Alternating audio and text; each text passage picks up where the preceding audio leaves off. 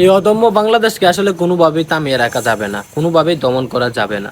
যে ছাত্রদেরকে আপনারা বলছিলেন যে এই ছাত্ররা কোনো কাজের না, সারাদিন ফোনের মধ্যে ফোন টিপে, সারাদিন গেমস খেলে, সারাদিন আড্ডাবাজি করে, সারাদিন ঘোরাফেরা করে, সেই ছাত্ররাই কিন্তু আজকে দেশটাকে স্বাধীন করে ফেলেছে। যে এই ছাত্ররা যে এই এত বড় একটা কাজ করবে, এই ছাত্ররা যে এই সরকার নামায় ফেলবে, কেউ কি কখনো কল্পনা করতে পারছে? কেউ কখনো কল্পনা করতে পারে নাই, কিন্তু এই ছাত্ররা কিন্তু করে দেখায় দিয়েছে। তাই তাদেরকে লাল সেলুট। আগস্টের বন্যায় এই এত এত মানুষ পানির নিচে, এই এতগুলো মানুষ পানির নিচে, সেই মানুষগুলোকে কে উদ্ধার করতেছে? এই দেশের মানুষও উদ্ধার করতেছে। কিভাবে করতেছে দেখছেন, এই তো অনলাইনে অনেক কিছুই দেখা যাইতেছে, অনেক কিছুই দেখতেছেন।